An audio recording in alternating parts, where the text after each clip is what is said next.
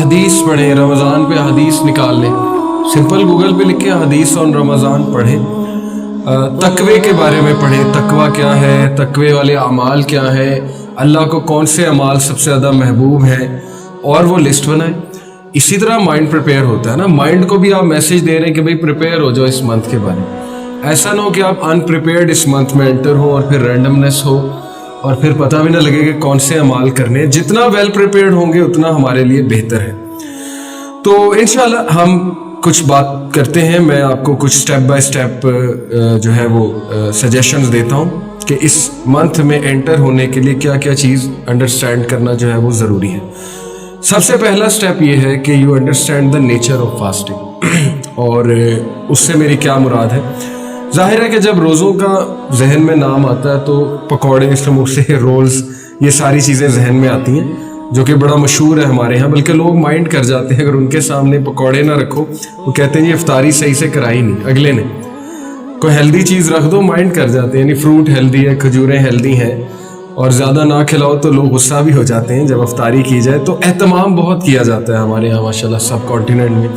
Rooh Afza must है, पकौड़े must हैं, चकोरियाँ कह लें, वो ऑयली प्रोडक्ट्स मस्ट हैं, फिर ये समोसे और रोल्स लोग स्पेशल बनवाते हैं। ठीक है, अल्लाह ताला की हलाल करदा चीज़ें खाने में कोई हर्ज नहीं है, मना नहीं है, बल्कि खुशी का मौका है, इफ्तारी खुशी से ही करनी चाहिए। बट बात यह है ना कि somewhere down the line in चीज़ों की वजह से हम असल मकसद से हट जाते हैं और अपने ऊपर बहुत बर्डन ले लेते हैं। ख़वातीन पे बहुत बर्डन होता है, मर्दों की डिमांड बहुत होती है, इफ्तारी में ये होना चाहिए, सहरी में भी ये चीज़ें होनी चाहिए। फिर हमारे यहाँ बोंग पाए और निहारी से सहरी हो रही होती है और पराठों से, तो उसके बाद फिर ज़ाहिर है प्यास ही लगनी है, उसके बाद नींद आनी है टिका के। तो वो बोंग पाए खा के जब आप सोओगे तो टिका के सोओगे, तो वो रोज़े का मकसद ही ख़त्म हो गया। अल्लाह ताला का हुक्म था कि रोज़े को जितना मैक्सिमम आप जाग के गुजार लो, जितना उसका वो चीज़ फ़ील कर लो, रूहानियत फ़ील कर लो। रूहानियत इसी तरह आती है, भूख से ही रूहानियत आती है। जो बंदा ज़्यादा खाता है, ज़्यादा सोता है, वो रूहानी तो कभी नहीं हो सकता। ये तो बुनियादी बातें हैं, बुनियादी उसूल है। कम बोलना, कम खाना, कम सोना, ये रूहानियत की निशानी है। हकीम लुकमान से किसी ने पूछा था कि आपके यहाँ इतने लोग आते हैं आपसे मशवरा करने, आप हकीम कैसे बन गए?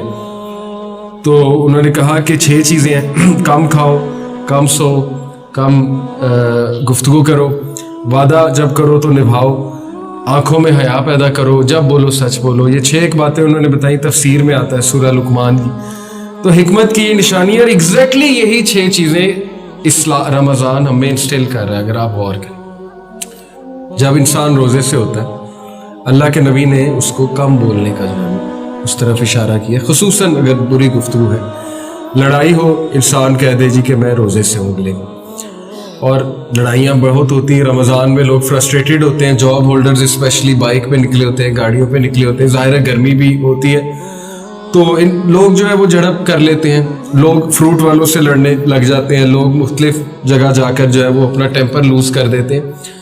तो इसके बारे में क्लियरली रसूलुल्लाह सल्लल्लाहु अलैहि वसल्लम ने फरमाया कि अल्लाह ताला को तुम्हारी भूख और प्यास की कोई ज़रूरत नहीं है। अगर तुम ज़बान का ही ख्याल नहीं कर रहे हो, बैक बाइटिंग कर रहे हो, अगर तुम सख्त ज़ुबान अभी तक इस्तेमाल कर रहे हो, या तुम्हारे दिल नरम नहीं हुए, तो देखिए हर चीज़ की प्रैक्टिस है रमज़ान में, और ये सारे अमाल तकवा की तरफ ले जाते हैं, तकवे की ट्रेनिंग है। इसीलिए अल्लाह ने कुरान मजीद सूरह बकरा आयत नंबर 183 में कहा, या अय्युहल्लज़ीना आमनू कुतिबा अलैकुमुस्सियामु कमा कुतिबा अलल्लज़ीना मिन क़ब्लिकुम लअल्लकुम तत्तकून। ऐ लोगो जो ईमान लाए हो, रमज़ान हमने तुम पर रोज़े हमने तुम पर फ़र्ज किए हैं, जैसे पिछली कौमों पर फ़र्ज किए थे, लअल्लकुम तत्तकून, ताकि तुम मुत्तकून बन जाओ, तकवे वाले बन जाओ, परहेजगार बन जाओ। ये ट्रेनिंग है परहेजगारी की। लेकिन वो परहेजगारी कैसे अचीव होगी, ये एक सवालिया निशान है, और इसी के बारे में रिसर्च करनी चाहिए कि परहेजगारी का क्या वो मैकेनिज़्म है जो रमज़ान हमें देता है।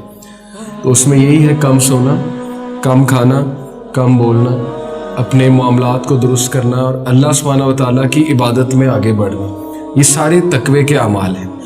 तो आपने देखा है कि बहुत से लोग जो है वो बड़े बड़े गोल्स तो बनाते हैं रमज़ान के हवाले से, लेकिन आहिस्ता आहिस्ता वो गोल्स ख़त्म होते जाते हैं या वो अचीव नहीं कर पाते उन्हें, और रमज़ान एक आम सा मंथ फिर रह जाता है उनके लिए।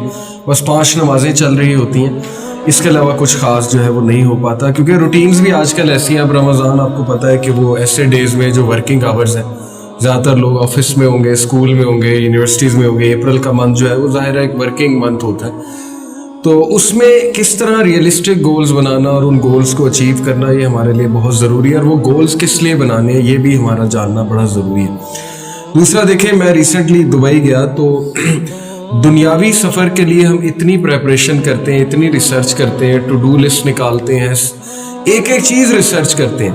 Places to visit in Dubai, which places are worth my money, my time, my effort وغیرہ وغیرہ. لوگوں کو کال کرتے ہیں کہ مجھے بتاؤ میں دبئی آ رہا ہوں یا فلانی جگہ آ رہا ہوں، میں کہاں جاؤں، کیا کروں، کہاں جانا چاہیے. کیا یہی ریسرچ، یہی انٹرسٹ رمضان کے لیے ہے ہمارا؟ کیا ہم کوئی آرٹیکل کھول کے پڑھتے ہیں؟ کیا ہم یہ ریسرچ کرتے ہیں؟ کیونکہ دیکھیں نا، دنیا میں تو ہم ریسرچ کرنے پہنچ جاتے ہیں. کوئی چھوٹا سے چھوٹا ہم نے جوتا بھی لینا ہو تو دنیاوی معاملے میں ہم ریسرچ کرتے ہیں، باٹا کا اچھا ہے، سروس کا اچھا ہے، انڈیور کہاں کا اچھا ہے. تو دینی معاملے میں تھوڑی سستی برتتے ہیں. دینی معاملے میں ہم اس کے انتظار میں رہتے ہیں کہ کوئی بتائے گا ہمیں آگے. ایسے نہیں ہوتا ہے. ہمیں دینی معاملے میں زیادہ ریسرچ کرنی چاہیے اور زیادہ پیشن شو کرنا چاہیے اور خود سے پڑھنا چاہیے.